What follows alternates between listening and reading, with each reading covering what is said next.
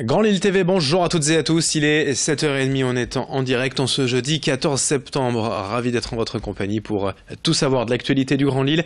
D'abord vos prévisions météo, les journées se suivent et se ressemblent, encore pas mal de perturbations nuageuses et pluvieuses prévues aujourd'hui, puis des températures bien fraîches pour la saison, on est encore en été mais on aura seulement 14 degrés cet après-midi à Lille. Les prévisions complètes bien évidemment à retrouver après le journal. Un point route rapidement également dans la métropole lilloise, comme d'habitude le jeudi matin, c'est compliqué. Et c'est le moins que l'on puisse dire. Sur la 25, la RN 41, le périphérique sud jusqu'à la porte d'Arras, avec un accident également signalé sur le périphérique sud au niveau de cette porte d'Arras. Du monde aussi bien sûr sur l'A1, la 23 jusqu'aux 4 cantons et les 5 voies de Ronchin. La rocade nord-ouest ralentie dans le sens anglo-ouascal entre Lambersart et Ouascal. Du monde aussi sur la 22 depuis la frontière belge jusqu'à Bondu. Soyez prudents sur la route et restez avec nous. On en reparle de ce point route, de cet infotrafic tous les quarts d'heure, vous le savez. Dans cette édition, d'abord l'actualité nationale avec les Jeux Olympiques à Paris en 2024. C'est désormais officiel. Le pays a maintenant 7 ans pour être prêt et récolter les 10 milliards d'euros de retombées économiques annoncées.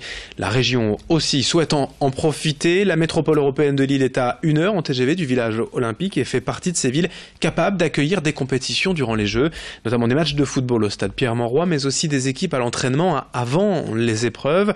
Le vélodrome de Roubaix, la future piscine de Saint-Sauveur ou d'autres équipements déjà prêt ou en phase d'être construit et pourrait accueillir ces délégations étrangères.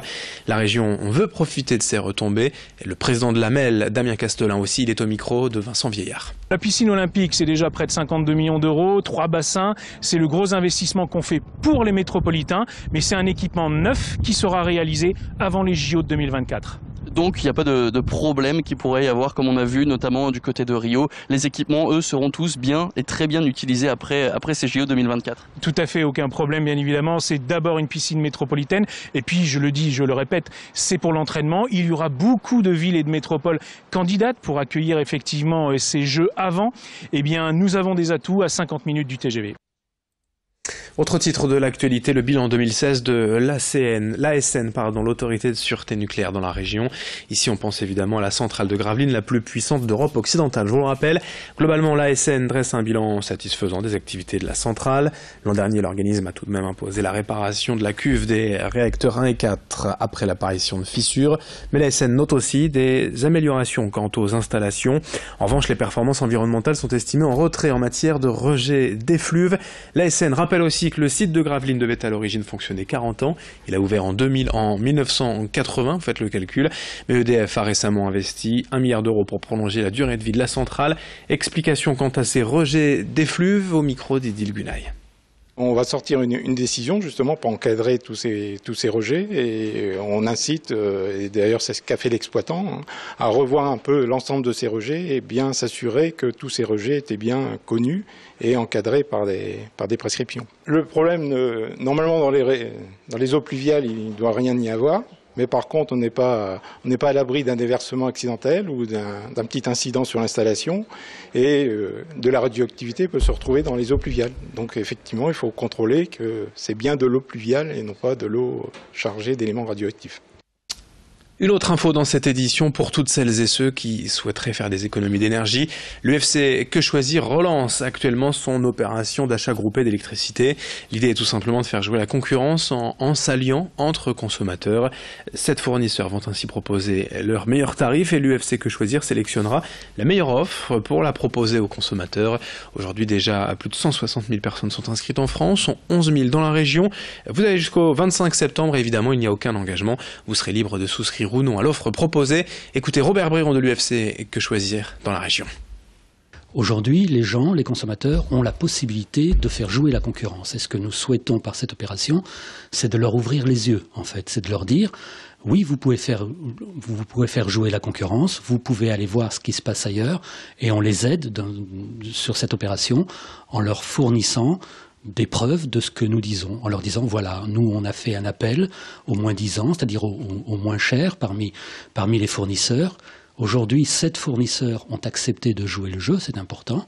7 fournisseurs vont nous faire des offres, et le moins 10 ans, c'est-à-dire celui qui sera le mieux placé, c'est celui qu'on recommandera aux consommateurs. Les consommateurs qui s'inscrivent sur ce site ne s'engagent à rien aujourd'hui. Ils s'inscrivent et ils s'engagent à recevoir une information. C'est-à-dire qu'on va leur dire, voilà, le résultat de notre campagne, c'est ça, c'est ça, c'est ça. Dans l'actualité également, je vous rappelle qu'il y a du football dans la région ce week-end. Le derby de Ligue 2 entre Valenciennes et Lens. C'est à Valenciennes que cela se passe. Nous sommes allés hier au centre d'entraînement du Racing où l'ambiance est tendue en ce début de saison. 6 matchs, 6 défaites pour les 100 et or. Une victoire à Valenciennes permettrait quand même de lancer la saison des Lensois. Les statistiques après un tel début de saison leur annoncent plutôt la descente en nationale pour l'instant. Mais ni Kevin Fortuné, l'attaquant, ni Eric Sicora, l'entraîneur, ne veulent y croire. Lens a 2 matchs en 4 jours pour sortir de la crise ou s'enfoncer encore un peu plus. Demain soir à Valenciennes et dès lundi à Bollaert face à Quevilly-Rouen. Virage important pour les 100 et or. Alexis Tessier et Vincent Vieillard étaient hier à la Gaillette avec l'entraîneur Eric Sicora.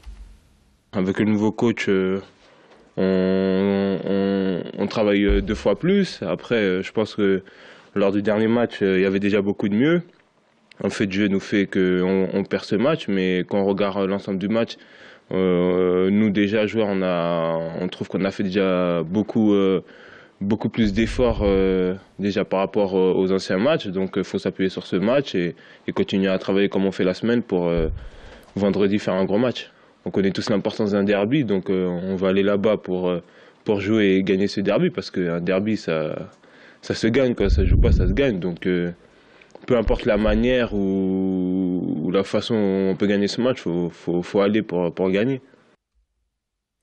2 infos en bref pour terminer ce samedi. Un babysitting dating est organisé à Lille, à l'auberge de jeunesse. L'idée, c'est de permettre aux parents de rencontrer, d'échanger quelques minutes avec des jeunes à la recherche de garde d'enfants. Rendez-vous samedi matin de 10h à 13h, boulevard Pain-Levé à Lille. Et puis l'association SOS Papa Nord Picardie tient une permanence publique ce soir à Lille, à la maison des associations rue Royale. C'est à partir de 18h. Les adhérents trouveront sur place écoute, aide et conseils personnalisés en cas de séparation difficile. Fin de ce journal, 7h37 en direct sur Grand Lille TV. Dans un instant à suivre, vos prévisions météo et toujours autant de perturbations prévues aujourd'hui dans la région.